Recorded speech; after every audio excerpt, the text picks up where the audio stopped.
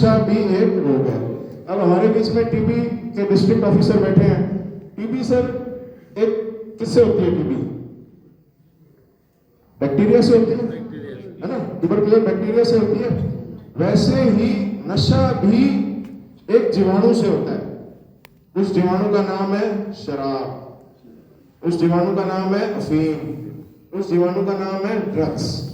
जैसे टीबी होने के लिए वो बैक्टीरिया जीवाणु है या रोगाणु है, रोगाणु कहूं तो ज्यादा बढ़िया रहेगा क्योंकि रोग पैदा करता है। वैसे ही नशे का रोगाणु क्या है? शराब, अफीम, गांजा, भांग। तो ये समझना बहुत जरूरी है। अगर टीबी हो, किसी आदमी को टीबी होनी है तो उसका क्या होगा? रोगाणु के साथ क्या होगा? संपर्क होगा कि नहीं होगा? संपर्क होगा ना। जैसे कोरोना था तो संपर्क में आए, तभी तो मास्क पहनते थे ताकि वो संपर्क में नहीं हो।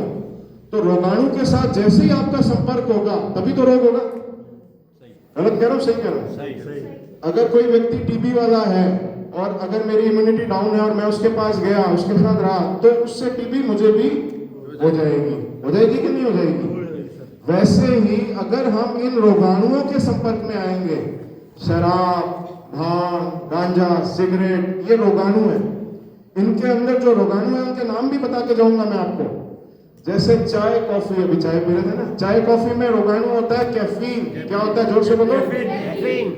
शराब में रोगाणु क्या होता है? Ethyl alcohol. क्या होता है? अफीम में होता है ओपियोइड। क्या होता है? ओपियोइड। गांजे में होता है कैनाबिनॉइड। ये रोगाणु होते हैं। ये प्रॉपर उस सब्सटेंस के अंदर रोगाणु होते हैं। गेहूं में नहीं होता, दूध में नहीं होता, लेकिन इनमें होता है। वो रोगाणु होता है जो रोग पैदा करता है। समझ रहे हैं बात? तो जैसे ही आप कॉलेज में गए, कहीं पे गए, तो आपका सीनियर आपको क्या कहता है? एक बार बीड़ी पी के देख। एक बार में क्या होता है? एक बार में क्या होता है? कुछ नहीं होता। अगर माइकोबैक्टीरियम ट्यूबरकुलर जो बैक्टीरिया है वो एक बार अंदर चला गया तो रोगाणु आएगा कि नहीं आएगा? एनोफिलीज मच्छर ने काट लिया तो मलेरिया आएगा कि नहीं आएगा? आएगा ना। वैसे ही आपको एक बार गुटके ने काट लिया। काट लिया मेरा मतलब आप में उसके संपर्क में आ गए, खा लिया, तो वो आपके अंदर बीमारी के रोगाणु प्रवेश कर गए। अब क्या करते हैं? अब वो रोगाणु क्या करते हैं? जैसे टीबी में क्या करते हैं? बुखार आ जाता है, वीकनेस आ जाती है, और भी कई सारे सिम्टम्स आते हैं। अगर वो उसकी है तो खांसी आती है। ये क्या करता है? ये वाला रोगाणु क्या करता है? ये आपको रिलैक्स करता है, मजा देता है। कुछ ऐसे केमिकल रिलीज करता है ब्रेन में, जैसे डोपामीन है, सेरोटोनिन है। वो केमिकल रिलीज होंगे, वो आपके हाथ में नहीं है। वो आपके हाथ में नहीं है। जैसे ही आपने अफीम ली, वो केमिकल रिलीज होंगे। केमिकल रिलीज होंगे तो रोग शुरू हो गया। मेरी बात समझ रहे हो? तो क्या ये आपके हाथ में है कि वो केमिकल को रोक सको? तो फिर वो कैसे कहता है कि एक बार ले ले कुछ नहीं होगा? वो गलत कह रहा है कि नहीं कह रहा है? तो हमें आज ये मैसेज लेके जाना है कि हमें किसी भी नशीले पदार्थ के संपर्क में ही नहीं आना, क्योंकि संपर्क में आने से ये रोग होगा ही होगा, बढ़ेगा। Very good. तो मेरे पीछे बोलो, मैं किसी भी प्रकार का नशा संपर्क ही नहीं करूंगा। किसी भी प्रकार के नशे का संपर्क ही नहीं करूंगा। जोर से बोलो एक साथ, दो बार। मैं किसी भी प्रकार का नशा नहीं करूंगा। क्योंकि संपर्क से ही रोग शुरू होता है। दुनिया में कोई भी रोग संपर्क से शुरू होता है। समझ रहे हो? रोगाणु के संपर्क से शुरू होता है। जब हम संपर्क में ही नहीं आएंगे, उसको पहले ही बैन कर देंगे। जो आदमी हमें सिगरेट जला के दे रहा है उसको हम पहले ही कह देंगे कि नहीं भैया, मेरे को डॉक्टर साहब बता के गए थे, अगर मैं एक कश भी ले लिया तो मेरे अंदर वो केमिकल रिलीज होंगे ही होंगे, और जब केमिकल रिलीज होंगे मेरे को मजा आएगा तो रिपीटिशन होगा। क्या होगा नेक्स्ट? इसको बोलते हैं रिपीटिशन। और रिपीटिशन के बाद क्या होगा? मात्रा बढ़ेगी, मात्रा बढ़ेगी, प्रकार बढ़ेगा, बार बार लोगे आप। बार बार लेने के बाद क्या होगा? टॉलरेंस, मात्रा व प्रकार का बढ़ना, जिसको हमारी मेडिकल भाषा में बोलते हैं tolerance. Phase of tolerance, tolerance आ जाएगी। फिर आपको और चाहिए, फिर आपको दो प्रकार के नशे चाहिए। पहले एक चाहिए था, कई आते हैं साहब पहले मैं एक पैक पीता था, अब 2 पीने लग गया, अब बोतल से ही कुछ नहीं होता। अब मैंने क्या कर दिया, मेरे को किसी ने कहा ये गोलियां शुरू कर दे साथ, तब तेरे को मारा। तो मैं शराब भी पीता हूँ और ये गोली भी खाता हूँ। मैं शराब की पूरी बोतल भी पी जाता हूँ और ये रात को सोने के लिए गोली भी खाता हूँ। क्यों? क्योंकि टॉलरेंस हो गई। बॉडी ने कहा भैया अब मजा लाना है तो कुछ और ला, अब इससे पार नहीं पड़ेगी। इसलिए नशे की हमेशा मात्रा बढ़ती है, रोटी की मात्रा नहीं बढ़ती। रोटी आप 5 साल पहले भी 2 ही खा रहे थे और आज भी 2 ही खा रहे हो, लेकिन नशा आप बढ़ते जाओगे। आप 1 बीड़ी पियोगे, 2 बीड़ी पियोगे, then you will be chain smoker, आप पूरी की पूरी डब्बी पीने लग जाओगे। तो नशा आपको पता लग गया किस तरह से मात्रा बढ़ती है, फिर प्रॉब्लम्स आती है, फिर सारी medical problem, physical problem, mental problem, और फिर उसके बाद इरिवर्सिबल डैमेज होता है। इरिवर्सिबल डैमेज जो डॉक्टर ठीक नहीं कर सके, that is phase of irreversible damage. और लास्ट में मौत। राम नाम सत्य ही, राम नाम सत्य ही।